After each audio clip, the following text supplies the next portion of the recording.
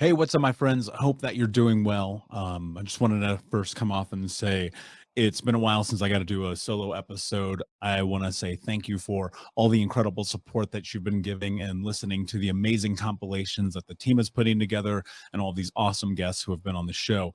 One of the big reasons that I've not been doing so many solo episodes is that they are very time consuming. And also, I'm spending so much of my effort and my energy on Unbroken Conference. So if you haven't registered for that yet, make sure that you head over to unbrokencon.com. And we are well over 600 people registered, which is absolutely incredible. The mission and the goal is 25,000 people. We are a long stretch from that, but it's early. And so if you didn't know, one thing, just a quick note before we get going, we had to adjust the dates for Unbroken Con. And so if you already registered, please note that there was an adjustment. This is the only time that that will happen. We are totally locked in now. And the dates for this are Tuesday, December 13th through 16th, 2022, starting at 4 p.m. Mountain Standard Time. We have incredible speakers on Unbroken Conference, and including a episode of the podcast, a conversation that's never been aired before with Dr. Gabor Mate, an amazing conversation with a lot of other amazing human beings. And so I won't give you all the details now. Go to unbrokencon.com to register. It's totally free to watch live. Now, it was my birthday on Saturday. And well, I guess technically Friday, but we celebrated on Saturday. And as I was sitting Friday, I was writing kind of this list about what were the things over the course of the last 37 years of my life that have played such a pivotal and impactful role in my journey of healing. And I posted that list, the 37 things, on thinkunbroken.com, so on our regular blog page.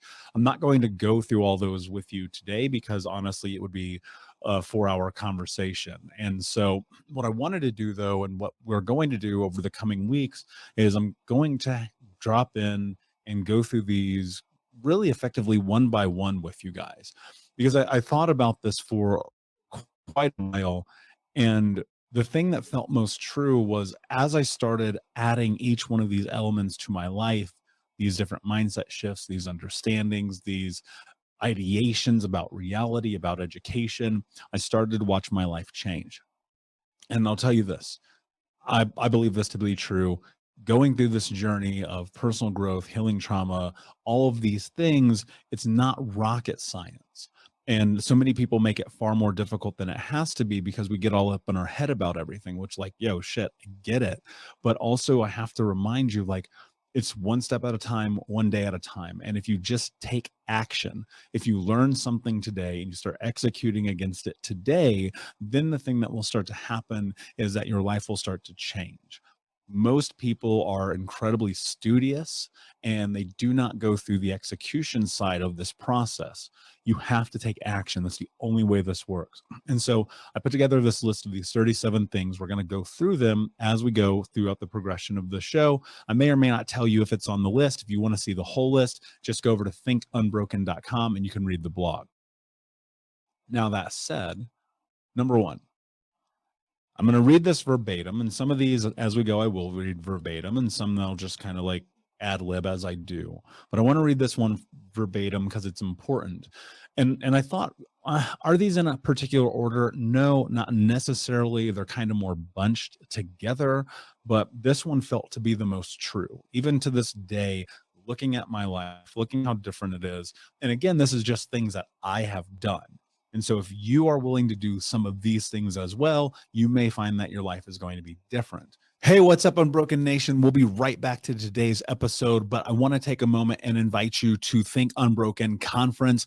That's right. Our next conference is happening right around the corner this December with amazing speakers from around the world who are leaders in personal development, trauma education, mindset, and more. All you have to do to register to watch for free, that's right, $0, come and join us, is go to myunbrokenlife.com, register and sign up. You can get access to the free event. Watch it live with us this December. It'll be myself speaking along with amazing human beings like Anthony Trucks, Jamie Bronstein, Leslie Logan, and a special interview that I'm doing with Dr. Gabor Mate that has never before been released. So come and join us, myunbrokenlife.com. All you have to do is put in your email. We'll send you over the registration. You'll be able to come and join us, watch live.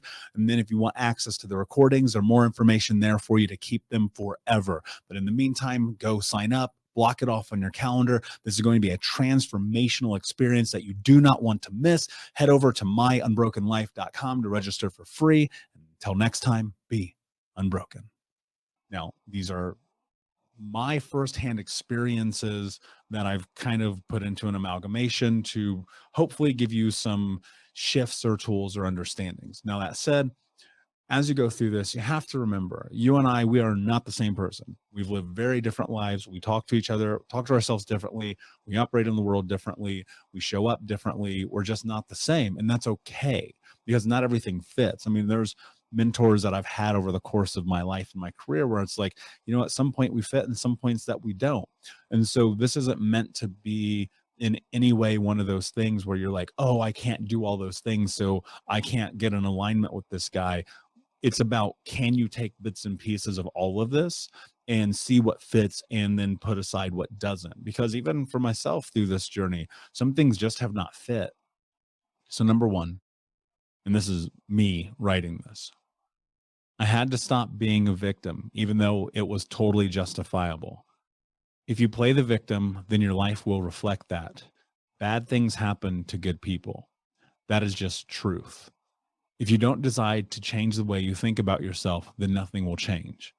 Being the victim is easy. Hell, it's even expected. And let me be clear, you have every right to be the victim, but you have to decide if that truly serves you. That's one of the most uncomfortable truths that I've ever faced in my life, is sitting in the reality that I was choosing to be a victim. And I know that's a weird thing to hear, because so many people will say, how do you choose to get abused? How do you choose to be someone who's hurt and to go through mental health issues and suicide attempts and all those things? I didn't choose that. I'll be clear about that. I didn't choose the ramifications of those experiences, but I also didn't choose to go through healing, to be serious in therapy, to get a coach, to ask for help.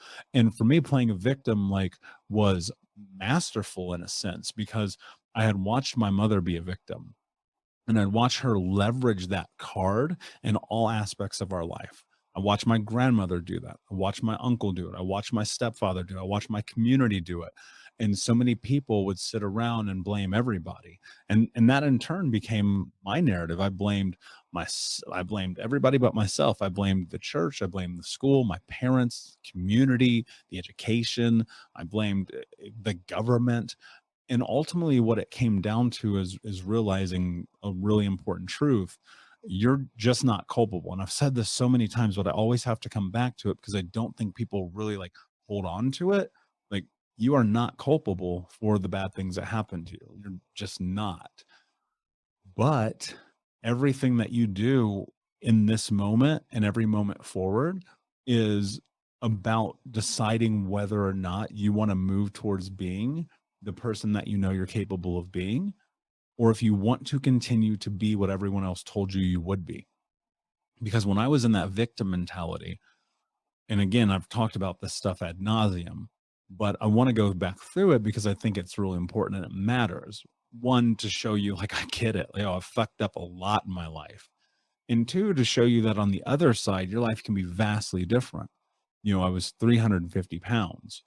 I stuffed myself with food because it was an avoidance thing. It was, if I'm fat, if I'm big, then people will stay away from me. If I'm the biggest person in the room, then I don't have to worry about people ever trying to fight me, right? But the backside of that is people would make fun of me and laugh at me, and I would always be the fat kid in class. And then when I was an adult, I was always the fat guy, right? And I fucking hated it. And there's these pictures of me that I've shared online. I mean, growing up in the internet age, so much of my life from like 16 is on the fucking internet, like everyone's.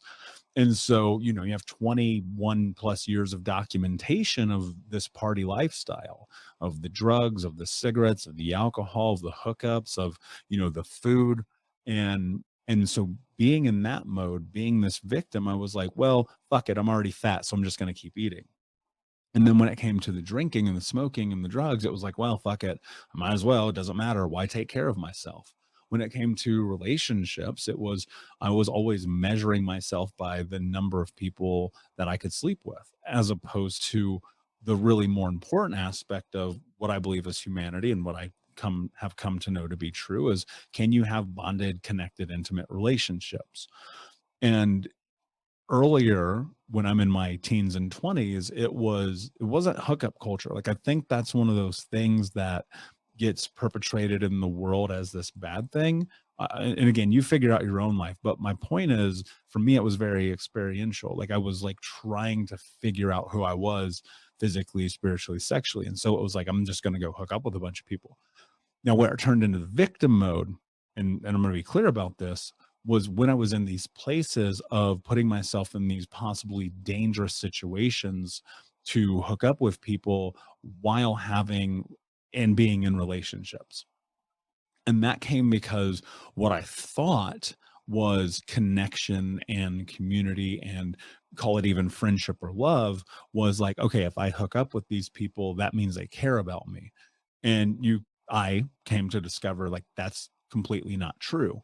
And so as I'm sabotaging every relationship that I'm in, hurting people, breaking people's hearts, myself included in that, the thing that I came to realize was, oh, okay, wait a second. This is my doing. I put myself in this position and in this really kind of unfortunate experience of dating and relationships and intimacy, because I was craving attention from people, because I thought that if I could get it from other people, that then I would have my cup full. And as you may know, that is not how the world works. You cannot get fulfillment from other people, no matter how much you want it. Now, you can have people pour into you, which is amazing, but your cup already has to be starting to be full. And mine wasn't. So I was like, okay, cool. I'm going to go have sex with as many people as humanly possible while I'm getting drunk and eating all this food and not taking care of myself, because maybe I will be able to shut down and stuff all the feelings. And so now you have this victimhood really starting to formulate and take shape. And in these relationships, what was really fucked up, and I think it's because I've come to know something that, I hate to say it, but it's true, the more I'm in it, is that we attract like attracts like, meaning that the likeness of who you are will attract the likeness of someone else. And so the people that I was dating, not that they were not amazing human beings in their own right, were still people who were hurt, like I was, were people who had not stepped into the journey of healing, like I had not. And so we're lying to each other, cheating on each other, hurting each other, having sex with other people, blah, blah, blah, blah. And then you're stuck in this crazy toxic relationship. I will say, luckily, those relationships weren't physically violent, but they were mentally and emotionally violent.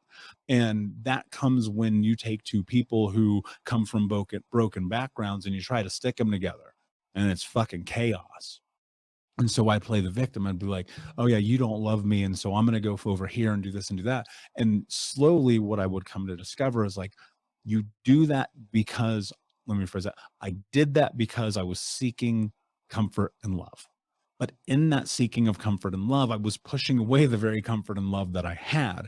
And that's being a victim, to be like, no, I don't deserve this, so I'm going to sabotage it. No, I shouldn't have this, so I'm going to destroy it. No, it's not for me, so I'll go find it somewhere else. And it's like the very thing that you want and crave, you push away. That is the definition of self-sabotage and playing the victim. And so what I would caution people to think about in hearing this is, it's really easy to look at the world and society and go, well, the more sex and more relationships you have, the better your life is going to be. Where in fact, the truth is, your life is going to be better if you feel yourself first. And so then I started getting deeper into it, and I was looking at these other elements of what victimhood really looked like in my life. And it was financial. And I've gone into this on this show a couple of times, but not in depth.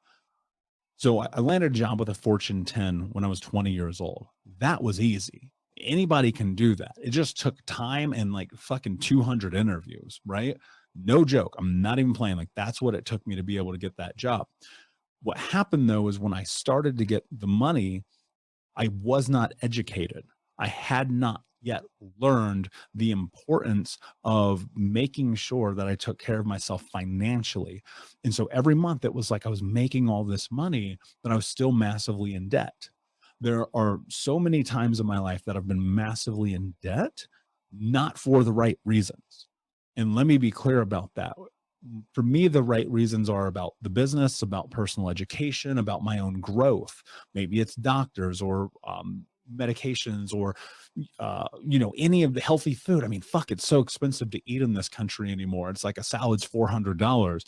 And you look at that and you're okay, well, where does money really need to go? It doesn't need to go to Netflix. It doesn't need to go to a nice phone. It doesn't need to go to a nice car or a nice watch or nice clothes or nice anything, like whatever you consider nice, right? Because it's different for everybody. Because trust me, our opinions are not the same. And so I would get myself all this money from working at this Fortune 10 company. And then it was like, boom, I would go and blow it. I lived paycheck to paycheck, making multiple six figures a year because I was still in the victim mentality of I don't deserve this. Again, just like the relationships, coming back into this self-sabotage thing. And what starts to happen in my life is like the spiral begins where suddenly I'm in massive debt, where even though I'm making, I would argue that I made more money than every single person that I knew in my life in my 20s, people who had doctorates and master's degrees and all that stuff from colleges, people who were successful in business, everyone that I knew my age, no one came close to the amount of money that I had. But I was also massively in debt. Part of it was because I felt a lot of shame about having access to it and coming from a homeless and impoverished background. No one in my neighborhood where I grew up had money like this. They didn't have the cars I had, the clothes I had, the adventures I had, the restaurants and the dinners that I had. And so it was like, okay, I'm going to just stuff it all down and I'm going to pretend like even though I'm doing this, like it doesn't matter and it doesn't impact me. And so that debt kept piling on and piling on and piling on.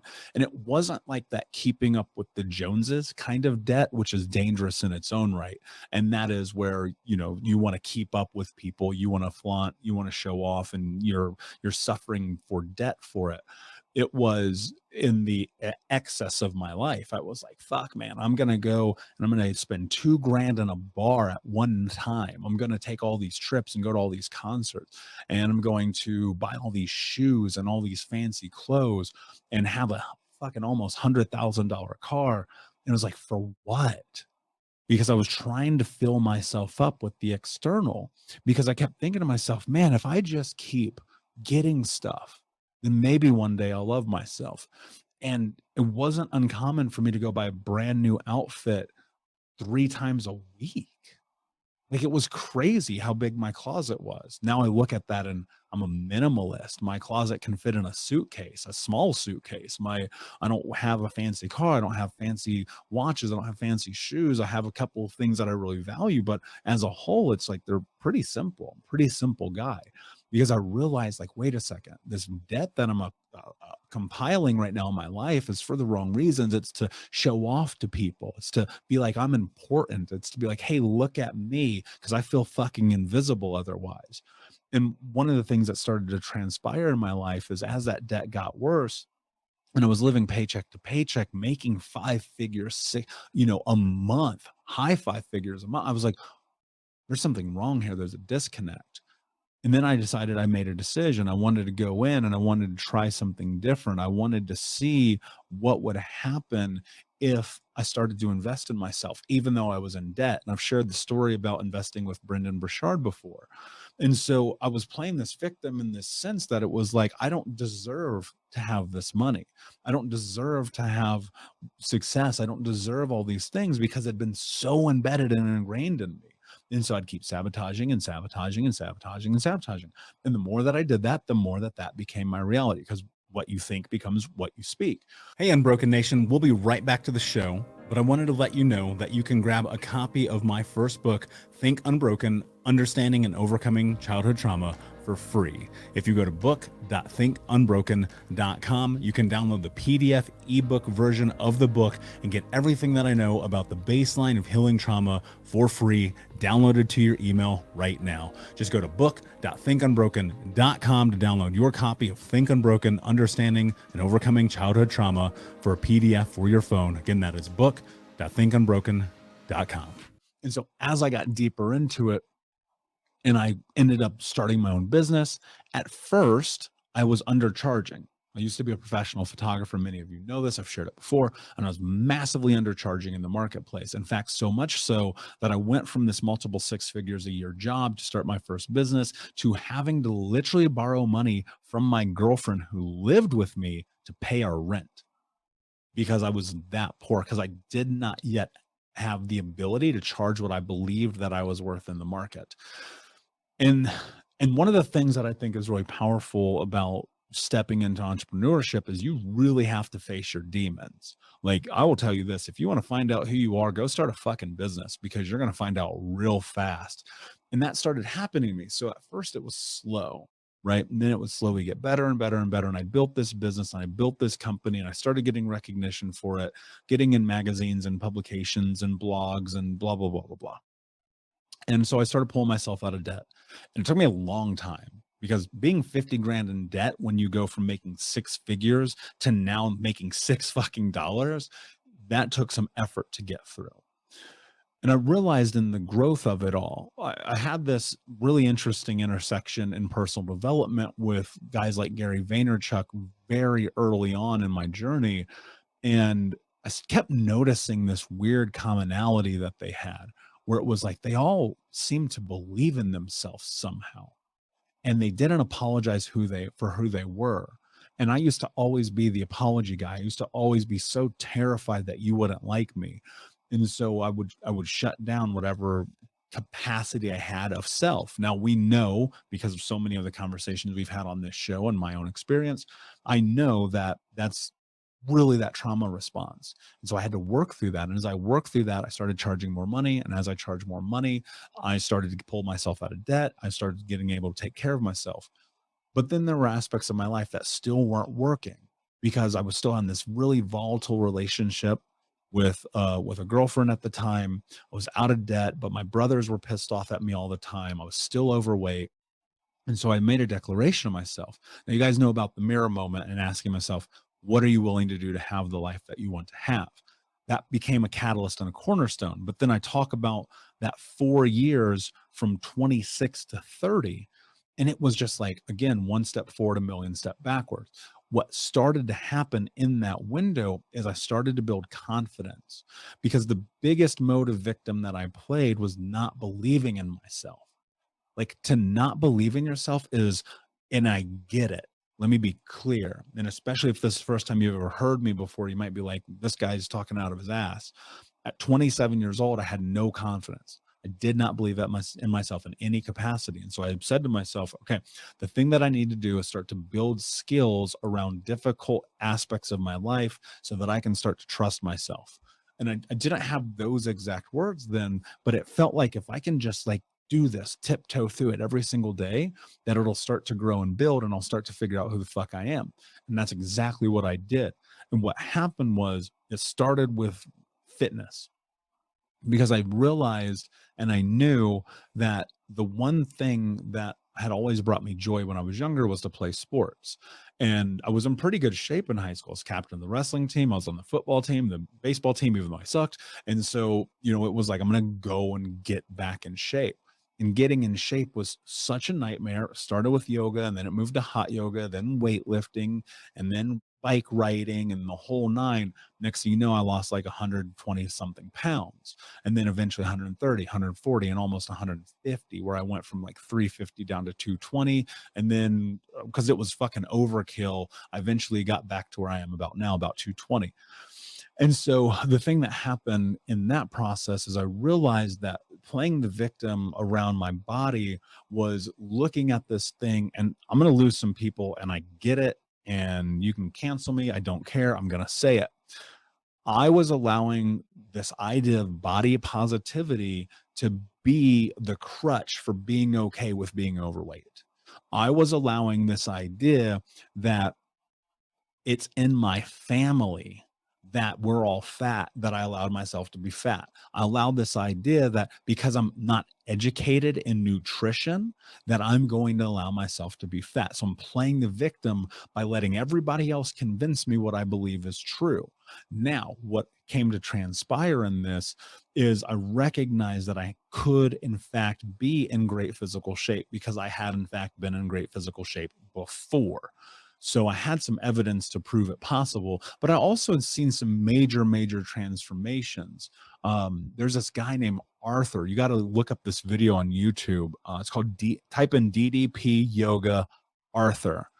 And this dude has an amazing story where through yoga, he lost like 100 pounds, got off of crutches, was able to walk, became physically fit. And I felt so fucking inspired by that and watching the CrossFit games that I was like, okay, cool. Let's do this. Let's change. Let's get healthy.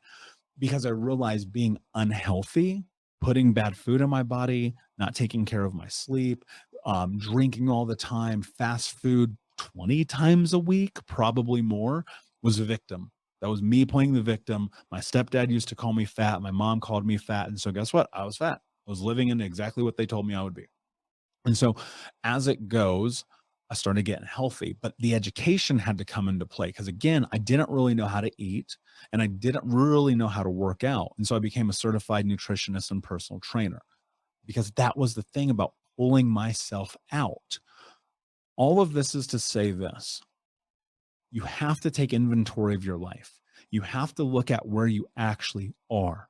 And if you're blaming anyone for any element of your life, you need to sit down and question the authenticity of that. Like, is it real?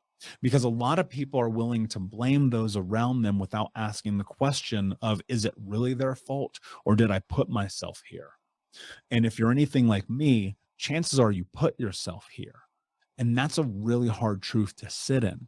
Most people don't want to sit in that truth. Most people want to run from that truth because it's uncomfortable, because it hurts, because it's ugly, because it sucks, because it means that you also have to do the fucking work to get yourself out.